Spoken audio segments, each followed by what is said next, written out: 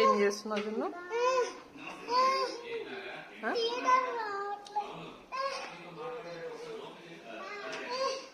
ఇప్పుడు ఆ లాక్ తీయడానికి నువ్వు చైర్ వేసుకొని లాక్ తీస్తున్నావా?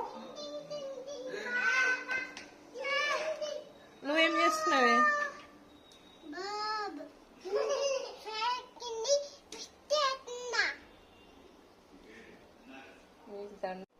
నీకో దండం, మీ అక్కకో దండమే.